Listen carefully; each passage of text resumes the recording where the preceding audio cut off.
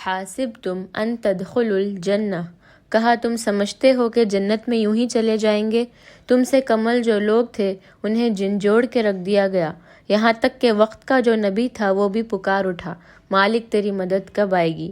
تو پھر ہم نے کہا بس اللہ کی مدد آئی جائے، تو اللہ تعالیٰ نے اطلاع رکھی ہوئی یہاں ہر ایک کے لیے یہ نہیں ہو سکتا کہ دنیا میں آئے اور اطلاع کے بغیر ہی گزر جائے۔ کوئی آدمی ایسے ہی گزر جائے ایسا نہیں ہو سکتا، اطلاع سے اسے گزرنا پڑے گا۔ کیسے بھی گزرے اللہ مال دے کے بھی آزماتا ہے اور غربت دے کے بھی آزماتا ہے، یہ دونوں آزمائش ہیں اس کی۔ کبھی صحت دے کے آزماتا ہے، کبھی بیماری دے کے آزماتا ہے، کبھی فراخت دے کے آزماتا ہے، کبھی مصروفیات سے آزماتا ہے، کبھی بھوک سے آزماتا ہے، کبھی اناق سو کے کھانے فراما دے دیتا ہے۔ اب آزمائش ہوتی ہے، وہ آزمائش تو ہے۔ اور حضور علیہ السلام سے حضرت ابو سعید خدری رضی اللہ تعالی عنہ ملنے گئے تو آقا کریم علیہ السلام بخار میں مبتلا تھے۔ حضور کے اوپر لحاف تھا، کمبل تھی، تو انہوں نے کمبل پر ہاتھ رکھا تو بخار کی گرمی، جو جسم گرم ہو جاتا ہے بخار سے، وہ گرمی کمبل کے اوپر سے محسوس ہوئی۔ حضرت ابو سعید نے عرض کیا یا رسول اللہ یہ کیا؟ فرمایا ہم کو تکلیفیں دوری ملتی ہیں، اجر بھی دورہ ملتا ہے۔ سب سے زیادہ تکلیفیں انبیاء کو آئی ہیں، سب سے زیادہ تکلیفیں نبیوں کو پہنچنے۔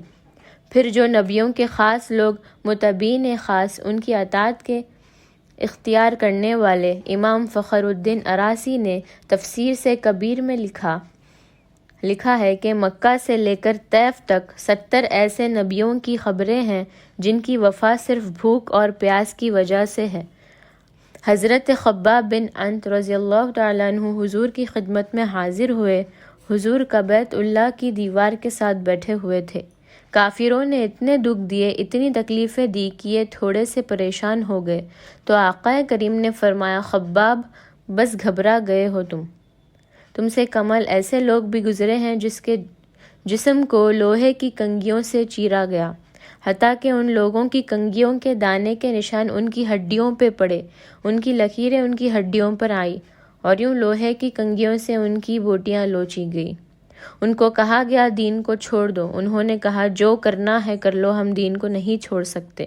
حضرت زکریا کے ساتھ پیار کے ان کے پاؤں تک چیر دیے گئے، لیکن پڑھو ان کی سیرت، ان کی زبان سے اف بھی نہیں نکلا، زخم پہ زخم کھا کے جیے، خون جگر کے گھونٹ پیے، احنا کر لبوں کو زیے عشق ہے دل لگی، تو خوشی ملے تب بھی غم ملے، تو تب بھی جو دائرے میں رہتے ہیں وہی کامیاب اور بامراد ہیں۔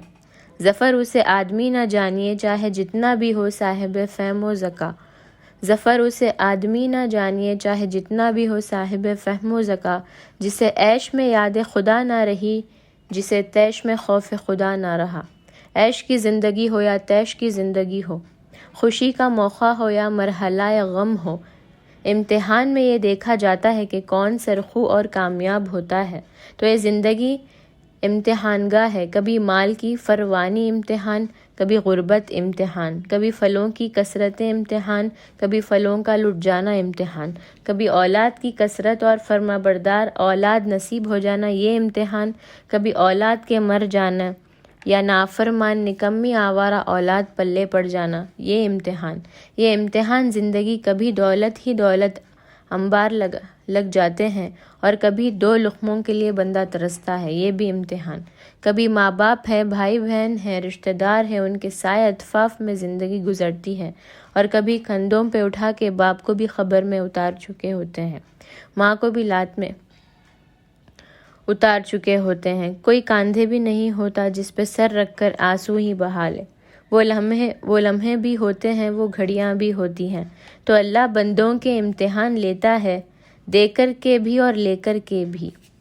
اب کون ہے جو دونوں لمحوں میں شکریہ ادا کرتے ہیں؟ جو اللہ کے بندے ہوتے ہیں وہ کبھی بھی اللہ کی رضا کے دائرے سے باہر نہیں نکلتے۔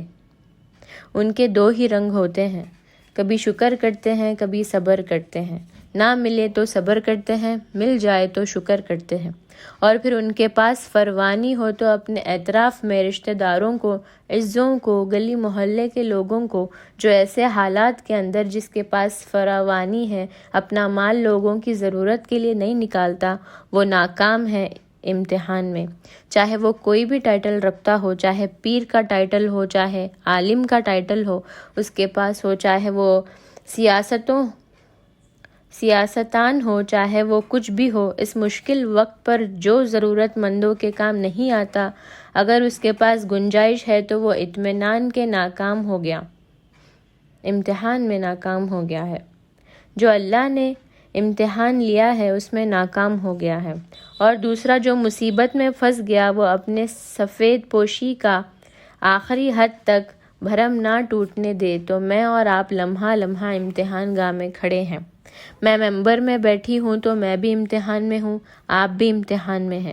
فیکٹری کے مالک بن کر سیٹ پہ بیٹھے ہیں، آپ بھی امتحان میں ہیں۔